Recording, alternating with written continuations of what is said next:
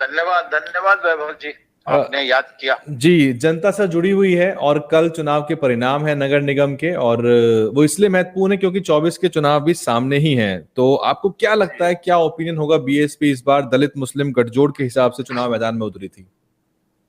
मुझे लगता है वैभव जी, जो उत्तर प्रदेश के विधानसभा के चुनाव हुए थे जी, उसमें जिस प्रकार मीडिया ने पूरा का पूरा पोलराइजेशन किया और जनता उसमें थोड़ा सा दुविधा में आ गई, स्पेशली माइनॉरिटीज को, जो स्पेशली यूट्यूबर्स हैं और जो सोशल मीडिया के यूट्यूबर्स हैं, जिसमें बहुत सारे सोशलिस्ट लोग हैं जो लखनऊ से कार्यक्रम करते हैं और वही लोग सोशलिस्ट लोग बैठाए जाते हैं। तो वो लोग समाजवादी पार्टी की तरफ से एक तरह से बैटिंग कर रहे थे जी, और उन्होंने इस बैटिंग करते करते जनता को यह समझाया कि नहीं, देखिए लड़ाई तो केवल दो पार्टियों में है, समाजवादी पार्टी में और भारतीय जनता पार्टी में जी। और उसकी वजह से जो जनता थी उन्होंने एक मुश्त समाजवादी पार्टी को वोट दिया। लेकिन सब कुछ होने के बावजूद ये पता चल रहा है कि समाजवादी पार्टी का जो कोर वोट है, बेस वोट है, वो खुद वोट नहीं दे रहा है। तो अब मुझे लगता है कि माइनॉरिटी ने, स्पेशली जो अकलियत समाज है उत्तर प्रदेश में और जो कि पहले से बहुजन समाज पार्टी के साथ जुड़ा रहा है, वो पुनः एक बार फिर से दलित और मुस्लिम गठजोड़ के तहत लग रहा है कि आएगा।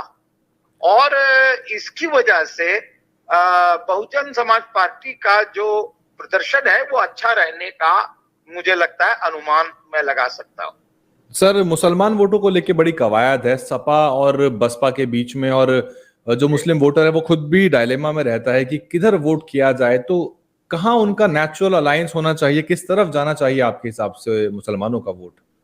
देखिए, मुझे बहुत पहले मान्यवर कांशीराम और बहन जी याद आते हैं। ये लोग कहा करते थे कि देखिए, मजलूम एक समान, और अगर मजलूम एक साथ आएंगे तो मजबूत हो सकते हैं जी। तो अगर मजलूम एक जगह हो जाए और वो एक साथ मजबूत बन जाए तो मुझे लगता है कि ये बहुत पहले की कवायद है कि हाँ भाई, मुस्लिम समाज सोचे समझे और फिर अपने वोट का प्रयोग करे।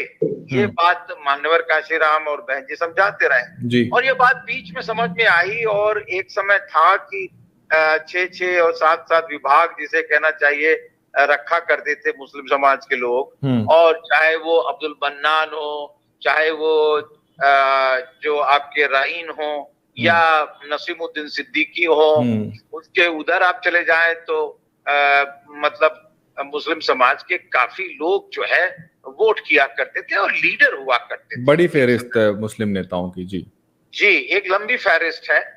लेकिन जो 2018 में चुनाव हुए, मतलब ये जो विधानसभा के अभी लेटेस्ट चुनाव हुए, 17 में, उसके अंदर 17 में जो चुनाव हुए, उसमें कहीं ना कहीं मुझे लगता है कि यूट्यूबर्स की और गोदी मीडिया की, जिसको मनुवादी मीडिया कहा जाता है बहुजन भाषा में, और वो मनुवादी मीडिया की बहुत बड़ी एक चाल थी कि उन्होंने उत्तर प्रदेश में दो तरफा मुकाबला दिखा दिया।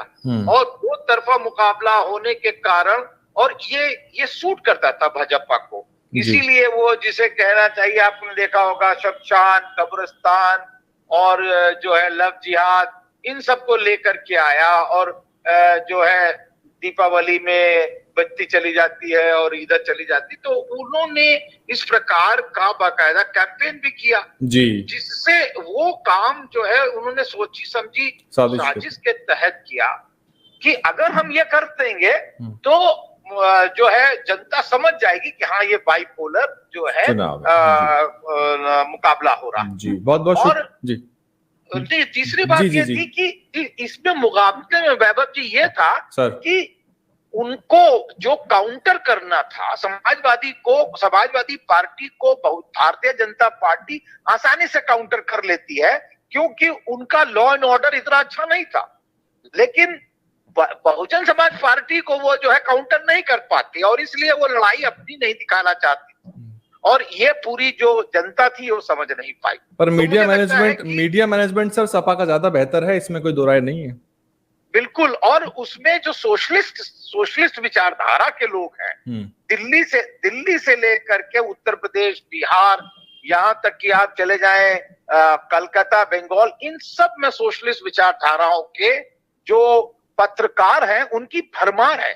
और वो चाहते हैं किसी प्रकार सोशलिस्ट विचारधारा की एक पार्टी जो है, चाहे वो समाजवादी पार्टी सही, वो उनकी तरफ से बैटिंग करते हैं, लेकिन लगता यह है कि वो आत्मनिर्भर भाषा की तरह बोल रहे हैं। तो हमारे बहुजन आंदोलन को, बहुजन समाज के लोगों को समझना चाहिए कि पत्रकारिता में एक तरफ मनुवादी तो है ही है, लेकिन दूसरी तरफ समाजवादी विचारधारा के लोग बहुत से हैं जो कि समाजवादी पार्टी को आगे दिखाने की कोशिश करते हैं। जी सर, बहुत बहुत शुक्रिया आपके विश्लेषण और इनपुट्स के लिए। बहुत बहुत धन्यवाद सर।